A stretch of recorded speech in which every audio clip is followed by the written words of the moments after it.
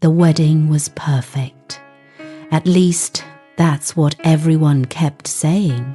The soft glow of fairy lights, the quiet hum of music, the gentle clinking of glasses, and the warm laughter of family and friends. Everything felt elegant, almost cinematic, like a scene taken straight out of a beautiful English romance. White roses lined the aisle. A light breeze carried the scent of fresh flowers through the garden venue. Even the sky seemed to cooperate, painted in a soft golden evening light. It was the kind of day people dream about, the kind of day that promises a perfect beginning. Before we move forward, take a moment to like this video, leave a comment, and subscribe to our Pro English Stories channel for more meaningful and emotional stories. I remember standing there, holding his hand. His name was Oliver. Calm, composed, and quietly kind in a way that felt reassuring. He gave my hand a gentle squeeze, as if to say everything was going to be all right, and I believed him. I truly did. I believed this was the start of something beautiful, something lasting, something safe. I smiled through the photographs, through the speeches, through the endless congratulations. Everyone kept telling us how perfect we looked together, how lucky we were. And in that moment, I felt it too. I felt lucky. But no one talks about what happens after the music fades, after the last guest leaves, after the door closes behind you, when it's no longer a celebration, but a life. That evening, the house was quiet, not peaceful, not comforting, just quiet. The kind of quiet that makes you aware of every little sound, the ticking of the clock, the faint creak of the floorboards, the soft rustle of fabric as we moved around the room. It felt unfamiliar, like stepping into a place that was meant to be yours, but didn't feel like it yet. We stood there for a moment, neither of us quite knowing what to do. He loosened his tie slowly. I adjusted the sleeves of my dress. Small movements, careful ones, as if we were both trying not to disturb something fragile. We smiled at each other, polite, gentle, almost like strangers meeting for the first time. "Long day," he said. "Yes," I replied softly, and then nothing. The silence stretched between us, not harsh, not uncomfortable in an obvious way, but present, heavy, waiting. We sat on opposite sides of the bed, close enough to reach out, but somehow not close at all. I had imagined this moment differently. Laughter, ease, warmth. Instead, there was hesitation and something else, something unspoken. The next morning arrived quietly. A pale, English sunlight filtered through the curtains. Soft, grey, calm. It should have felt peaceful, but it didn't.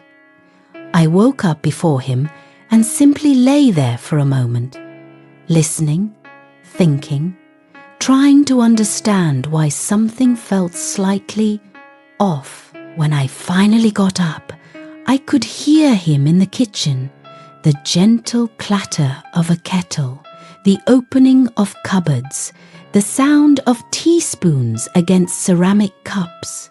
Ordinary sounds, familiar sounds, but they felt strangely distant. I stood in the doorway for a moment before walking in. He turned slightly when he noticed me. There was a brief pause, then a small smile. "Morning," he said. "Morning." I replied. Simple words, polite, expected, but they lacked something I couldn't quite name. We moved around each other carefully, passing cups, reaching for things at the same time, then stepping back, apologizing softly. Sorry. No, it's all right.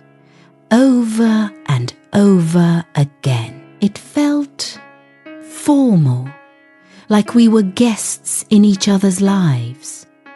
Breakfast was quiet, not intentionally. It just was. The ticking of the wall clock felt louder than our voices. I stirred my tea slowly, watching the ripples in the cup as if they might give me answers. Later that day, something small happened. So small, it should have meant nothing. But somehow, it meant everything. A cup was left on the table. That was all, just a cup. But it stayed there. Neither of us moved to pick it up. I noticed it. He noticed it. And yet, we both pretended not to. It wasn't about the cup. It was about what it represented. Whose responsibility was it? Should I do it? Should he? Do I say something? Or stay quiet? It was such a simple thing, and yet it felt complicated. That was the moment something shifted inside me. Living together wasn't about grand gestures. It was about these tiny, invisible decisions, moments that quietly define everything. That evening, the silence returned. He sat on the sofa, scrolling through his phone. I sat beside him, watching something I wasn't really paying attention to. Every now and then, I glanced at him, wanting to say something, anything, but the words never came. I kept thinking, this isn't how it's supposed to feel. It's not supposed to be this careful, this measured. Days passed, and the distance didn't disappear. It settled. It became routine. We spoke when necessary. We smiled when expected. We avoided what felt uncertain. Until one evening, something inside me finally gave in, or perhaps gave way. He was sitting at the edge of the bed, the same place as always, the same quiet routine. I sat beside him. My hands felt cold. My thoughts were racing, not with fear of him, but fear of the moment, fear of breaking whatever this fragile balance was. But I couldn't stay silent anymore. I feel like we don't talk, I said. The words came out softer than I expected, but they carried everything I had been holding inside. He stopped completely. Then, slowly, he turned to look at me. Not defensive, not distant, just present. For the first time, there was a pause, a long one, and then he spoke. I didn't know how to start. There was honesty in his voice, a quiet vulnerability. And suddenly, everything made sense. He wasn't distant, he was unsure, just like me. That night, we talked, properly, not perfectly. There were pauses, awkward moments, small misunderstandings, but there was honesty. We spoke about expectations, about fear, about the pressure to be perfect, to say the right thing, to feel the right way. We laughed a little at ourselves, at the awkwardness of it all. And slowly, something softened, not dramatically, but gently, like tension releasing bit by bit. Over time, we learned not just about each other, but about how to exist together, comfortably, Naturally, we learned that silence isn't always empty. Sometimes it just needs understanding. The cup on the table stopped being a question.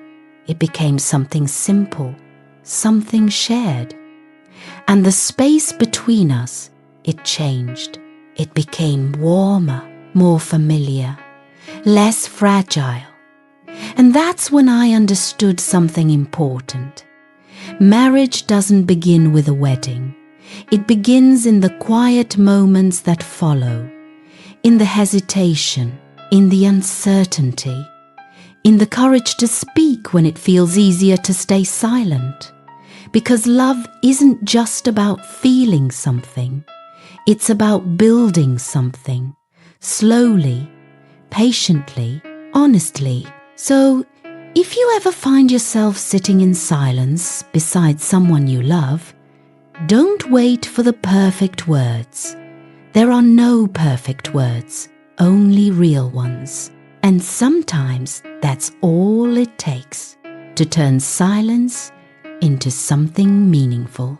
If this story felt real to you, like, comment, and subscribe to our Pro English Stories channel for more stories that speak to the heart.